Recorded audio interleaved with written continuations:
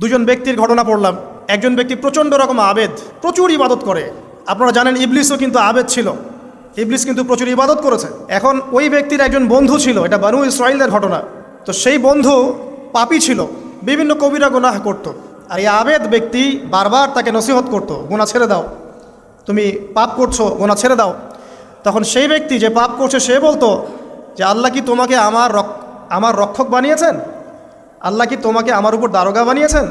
আমাকে আল্লাহর হাতে ছেড়ে দাও, আমাকে নসিহত করতে শোনা। একদিন এই আবেদ ব্যক্তি তার বন্ধুকে একটা জঘন্য পাপ করতে দেখলো, এমন একটা পাপ যেটা দেখে তার মনে ধারণা আসলো এটা চরম জঘন্য একটা কাজ। তখন সে মুখ ফসকে বলে ফেলল যে আল্লাহ তোকে আর মাফ করবে না, আল্লাহ তোকে জান্নাত দিবে না।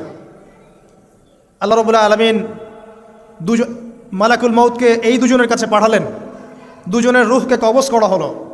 এবার আল্লাহ পাক তার সামনে তাদেরকে উপস্থাপন করে বললেন যে তোমাকে আমার রহমত সম্পর্কে কে গ্যারান্টি দিয়েছে যে আমি কাউকে রহমত করব কি করব না? যাও, আমি তোমাকে জাহান্নামে পাঠালাম, ওই ব্যক্তি যে আমার রহমত প্রত্যাশা করেছে আমি তাকে জান্নাত দিয়ে দিলাম। দেখুন, এই হাদিসটা শুনলে মনে হয় বাহ্যিক হয়তো বা মুখের একটা কথার কারণেই সে জাহান্নামে চলে গেল। আসলে বিষয়টা এমন নয়। বিষয়টা আমি আপনাকে বোঝাচ্ছি। বিষয়টা হচ্ছে ইবলিসের মতো। ইবলিস কিন্তু শুধু মন থেকেই বলেনি যে খলাকতানি মিন নার ওয়া খলাকতাহু মিন তিন, আমি কেন তাকে সেজদা করব আদমকে, আদম তো মাটির তৈরি আর আমি তো আগুনের তৈরি। এটা ইবলিসের শুধু মৌখিক স্টেটমেন্ট ছিল না, কারণ কি ছিল? আবা ওয়াস্তাকবারা, সে উদ্ধত হয়েছিল, অহংকার প্রদর্শন করেছিল। ভিতর থেকে ইন্টারনালি সে অহংকারী ছিল, সে আন্ডারএস্টিমেট করে কথাটা বলেছে, শুধু মৌখিকভাবে বলে নাই কিন্তু। ঠিক এই ব্যক্তির ঘটনা এমনই, সে মন থেকে অহংকারী হয়ে উঠেছিল, যদিও বা সে আবেদ ছিল। তো এখানে আমরা যারা প্র্যাকটিসিং মুসলিম হওয়ার চেষ্টা করছি আমাদের জন্য এখানে নিদর্শন আছে। পাঁচ ওয়াক্ত নামাজ পড়েই ভেবে বসবেন না যে অনেক কিছু করে ফেলছে, এক চিল্লা দিয়ে মনে করে ফেলবেন না যে দিনের জন্য অনেক কিছু করে ফেলছে। একটা হজ করেছেন, ওমরা করেছেন, সিয়াম রেখেছেন, দিনের জন্য দান সদকা করেছেন, একটা মাদ্রাসা মসজিদ করেছেন, ভেবে বসবেন না আপনি সব অনেক কিছু করে ফেলেছেন এবং অন্যরা সব ককরোচ তেলাপোকা, ওরা জাহান্নামে যাবে, এমনটা মনে করবেন। জানি না আমরা যে কার আমলের কতটুকু আল্লাহর কাছে কবুল হচ্ছে। তো এখানে এই ব্যক্তির সমস্যা ছিল এই, সে নিজের আমলটাকে অনেক ভারী মনে করছিল এবং সে স্টেটমেন্ট দিয়ে ফেললো যে তোকে আল্লাহ পাক মাফ করবে না। এই একটা কথা মন থেকে বলার কারণে তার ইহকাল পরকাল দুটা বরবাদ হয়ে গেল, সে জাহান্নামে চলে গেল। ঠিক আরেক ব্যক্তির ঘটনা আছে এমন, এগুলো সবগুলো রেফারেন্স আছে। এক ব্যক্তি প্রচুর ইবাদত করত, আল্লাহ পাক তার ইবাদত করার জন্যে পাহাড়ের চূড়ায় একটা সুন্দর ব্যবস্থাও করে দিয়েছিলেন, সেখানে ডালিম গাছ হতো, ঝর্ণা আসতো, খাবারের কোনো অভাব নাই। হাদিসে এসেছে 500 বছর সে ইবাদত করেছে। কত বছর? কিয়ামতের মাঠে এই ব্যক্তির অবস্থা এমন হবে, তাকে জান্নাতে প্রবেশ করানোর জন্য নিয়ে যেতে বলা হবে যাও আমার রহমতে জান্নাতে চলে যাও। আল্লাহ পাক তাকে এই কথাটা বলবেন, কিন্তু এই ব্যক্তি বলবে আমার আমলের কারণে আল্লাহ পাক বলবেন আমার রহমতে জান্নাতে চলে যাও। ব্যক্তি বলবে আমার আমলের কারণে। আল্লাহ রাব্বুল আলামিন তখন তাকে দেওয়া সমস্ত নেয়ামতগুলোকে এক পাল্লায় করবেন আর তার সমস্ত আমলকে আরেক পাল্লায় করবেন। তারপর দেখা যাবে আল্লাহর সমস্ত নেয়ামত তার একটা চোখের সমান হয় নাই। কথা কি বুঝতে পারছেন?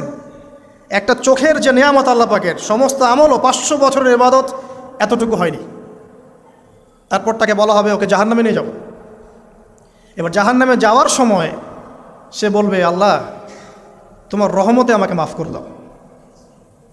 তখন আল্লাহ পাক তাকে আবার ডেকে নিয়ে আসবেন, বলবেন যে তোমাকে যে আমি ইবাদত করার জায়গা করে দিয়েছিলাম, এটাকে তুমি নিজে করেছো না আমি করেছি? সে বলবে আপনি করেছেন। তোমাকে যে আমি সৃষ্টি করেছিলাম তখন কি তুমি কোনো আমল করেছিলে? বলবে না। তাহলে তোমাকে যে সৃষ্টি করেছি আমি, এটা কি তোমার আমলের কারণে? না। তোমাকে সারা দুনিয়াতে এত নেয়ামত দিয়েছি, এটা কি তোমার আমলের কারণে? সে বলবে না। তখন তাকে জান্নাতে প্রবেশ করানো হবে। কিয়ামতের মাঠে এমন অনেক ঘটনা ঘটবে যেটা আমাদের চিন্তার বাইরে। আরেকজন ব্যক্তিকে ডেকে আনা হবে, যে ব্যক্তি একটা দুটা নয় বরং 100টা খুন করেছে। সে 99 জন মানুষকে হত্যা করার পর ফতোয়া খুঁজে বেড়াচ্ছিল যে আমার তওবা কবুল হবে কিনা। একজন আবেদের কাছে গিয়েছে। আবেদ আর আলেম কিন্তু এক জিনিস না। আবেদ মানে যে প্রচুর ইবাদত করে, তার জ্ঞান কম, সে শুধু জানে কিভাবে ইবাদত করতে হয়। আলেম হচ্ছে সে যে শরীয়তের গভীর জ্ঞান জানে, আবার ইবাদতও করে। আবার যারা জ্ঞান আছে আমল নাই, সেও কিন্তু প্রকৃত আলেম না। প্রচুর জ্ঞান আছে কিন্তু জ্ঞান অনুযায়ী আমল করে না, সেও কিন্তু প্রকৃত আলেম নন। এবার আসেন, তো এই আবেদের কাছে গিয়ে সে বলছে আমার কি ক্ষমা হবে, আমি 99টা খুন করেছি। সে বলল তোমার আবার ক্ষমা, তোমার ক্ষমা নাই। তখন এই ব্যক্তি এই আবেদকে হত্যা করে 100টা খুন পূর্ণ করলো, ওকেও সে মেরে ফেলছে। আমার ক্ষমাই হবে না তো তোর বেঁচে থাকার কি দরকার, তুইও মর। কি বুঝতে পারলেন? বর্তমান বিশ্বের উগ্র মাথার পলিটিশিয়ানদের মতো অবস্থা। আমার দেশের সমস্যা, তোর দেশ পারমাণবিক বোম্বের উড়াই দিব, মানে এরকম একটা অবস্থা। তো আল্লাহ রাব্বুল আলামিন এই ব্যক্তির মধ্যে একটা চেতনা তৈরি করলেন যে আমাকে তওবা করতে হবে। সে তখন সার্চ করতে লাগলো আরও কোনো আলেম আছে কিনা। এরপর অনেক দূরে একজন আলেমের সন্ধান পাওয়া গেল। সে সেখানে গেল, তাকে গিয়ে বলল আমার কি ক্ষমা হবে? সে আলেম তাকে বলল হ্যাঁ, তোমারও ক্ষমা হতে পারে, যাও তুমি ইস্তেগফার করো এবং এই এলাকা থেকে অন্য এলাকায় চলে যাও। মানে যে এলাকায় তুমি অনেক দিন ছিলে, যেখানে তুমি অনেক পাপ কাজ করেছো, এখানে থাকার দরকার নাই, তওবা করে তুমি অন্য কোথাও চলে যাও, নতুন একটা জীবন শুরু করো। এখানে থাকলে হবে কি, তোমার স্মৃতিগুলো তোমাকে তাড়িয়ে বেড়াবে এবং মানুষ তোমাকে খারাপ নজরে দেখতেই থাকবে, তুমি তখন কষ্ট পাবে। এই জন্য তুমি চলে যাও। তো চলে যেতে যেতে সে রাস্তায় ইন্তেকাল করে। এবার তার রুহ নিবে কে? এই জন্য দুদল ফেরেশতা আসছেন, জান্নাতি এবং জাহান্নামী। তাদের মধ্যে বাক বিতরটা হচ্ছে কে রুহ নিয়ে যাবে। তো জাহান্নামের ফেরেশতারা বলছেন সে এতগুলো খুন করেছে, তার রুহটা আমরা নিব। আর জান্নাতি ফেরেশতারা বলছেন না, সে তওবা করতে এসেছিল, অতএব সে আল্লাহর অভিমুখী হয়েছে, তার রুহটা আমরা নিব। আল্লাহ পাক এখানে একটা কৌশল করলেন। আল্লাহ পাক ফেরেশতাদেরকে বললেন তোমরা রাস্তাটাকে পরিমাপ করে দেখো, যেদিকে যাচ্ছিল তার পরিমাপ বেশি নাকি যেখান থেকে এসেছে ওর পরিমাণ বেশি। আল্লাহ পাক জমিনকে আদেশ করলেন হে জমিন তুমি প্রশস্ত হয়ে যাও। এবার পরিমাপ করে দেখা গেল সে তওবার দিকে আসছিল, এর পরিমাণটা বেশি। এই একটা কাজের ওসিলা আল্লাহ পাক তাকে মাফ করে দিলেন। মনে রাখবেন এটা মৌখিক বিষয় ছিল না, সে মন থেকে ভিতর থেকে কিন্তু সে আল্লাহর প্রতি অনুগত হয়েছিল। এই মনের বিষয়টা আল্লাহ ছাড়া কেউ জানে না। আপনি দেখতে পারেন সমাজে অনেকে দাড়ি টুপি পাগড়ি জুব্বা সব লাগিয়ে ঘুরছে, তো বিশ্বাস করেন তাদের মনটা এমনও হতে পারে যে জানোয়ারের চেয়েও কুৎসিত, এমনও হতে পারে। আবার আপনি দেখবেন সমাজে এমন অনেক মানুষ ঘুরছে যারা হয়তো অনেক পাপে লিপ্ত মনে হচ্ছে, কিন্তু মনের মধ্যে সততা আছে। আর যার মনের মধ্যে সততা আছে আল্লাহ বা কোনো না কোনো দিন ইনশাআল্লাহ তাকে হেদায়েত দিবেন। এটা আমরা আমাদের অভিজ্ঞতা থেকেও দেখেছি। এমন অনেক মানুষকে আমরা দেখেছি যে ড্রাগ অ্যাডিক্টেড ছিল, মিউজিক করেছে,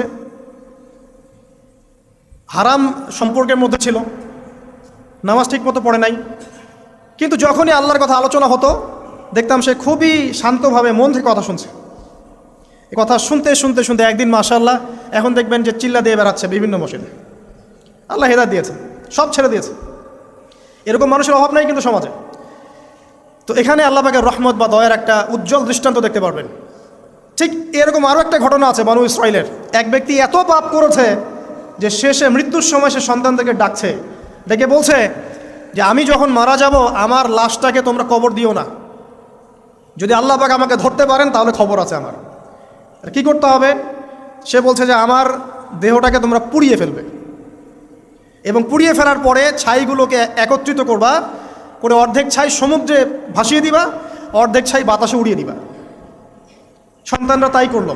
মৃত্যুর পর আল্লাহ পাক এই সমুদ্র এবং জমিনকে বাতাসকে আদেশ করলেন যে তোমরা ছাই জড়ো করে দাও। আর মানুষ আর জিন আল্লাহর কথা না শুনলেও এই প্রকৃতি আল্লাহ পাকের কথা শোনে। বিজ্ঞান বলে প্রকৃতি থেকে সব হচ্ছে। কি প্রকৃতি? প্রকৃতি কি, কাকে বলে? মানুষকে আল্লাহর ইবাদতকে বাদ দিয়ে প্রকৃতি পূজায় নিয়ে গেছে। এই পুরো প্রকৃতি আর মহাবিশ্ব এক আল্লাহর ইবাদত করে। কে সৃষ্টি করলো প্রকৃতি? প্রাকৃতিকভাবে হয়েছে সব কিছু বলে, আল্লাহ থেকে হয়েছে বলা যাবে না। বললে আপনি মৌলবাদী হয়ে যাবেন। আল্লাহ শব্দ ইউজ করলে আপনি মৌলবাদী হয়ে যাবেন। ধর্মতাত্ত্বিক শব্দগুলোকে আস্তে আস্তে উঠিয়ে দেওয়া হয়েছে। দেখবেন যুক্তি বিজ্ঞান দার্শনিক শব্দগুলোকে আনা হয়েছে। এটাও টেকনিক্যালি করা হয়েছে। কোনো সেকুলার মিডিয়াতে আপনি দেখবেন না ইনশাআল্লাহ বলছে। ইনশাআল্লাহ প্রমাণ করবে যে আপনি আস্তিক না নাস্তিক।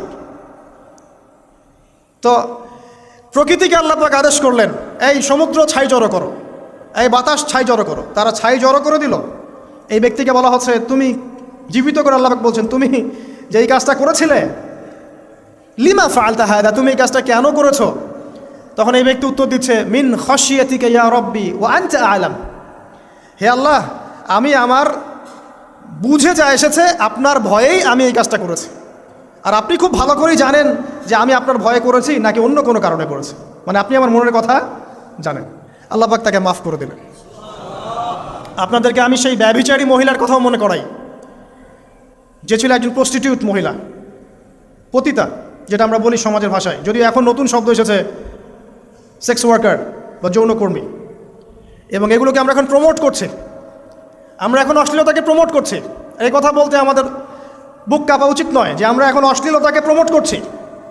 আমরা এখন কাপড় খোলার সংস্কৃতি থেকে যাচ্ছি। যে কাপড় খুলে দিয়েছিল ইবলিস, ইবলিস আমাদের বাবা মার কাপড় জান্নাতে খুলে দিয়েছিল। এটা কি জানেন? ফল খাওয়ার পরে এই ফল খেতে কে প্রলুব্ধ করেছে? ইবলিস। গাছের কাছে গিয়ে ফল ভক্ষণ করার পর সর্বপ্রথম আমাদের পিতামাতার গা থেকে কাপড় খুলে পড়ে গেছে। তা আমাদের পিতামাতাকে মহাবিশ্বে নগ্ন করে দিয়েছে ইবলিস, আর তার অনুসারীরা এই জমিনে আদম সন্তানদেরকে নগ্ন করছে এখন। অতএব এই যে একটা ট্রেন্ড এখন চলছে, দেখবেন হারাম রিলেশনশিপকে মিডিয়ার মধ্য দিয়ে প্রমোট করা হচ্ছে, মনে হয় একটা স্বাভাবিক বিষয়, কোনো বিষয় না এটা, যে কেউ জেনাই করতে পারে। জেনা পর্ন খুব নর্মাল। হালালভাবে যদি আপনি বিয়ে শাদী করতে যান তখন সমস্যা হচ্ছে, হালালভাবে যদি আপনি বিয়ে করতে যান তখন সমস্যা হচ্ছে।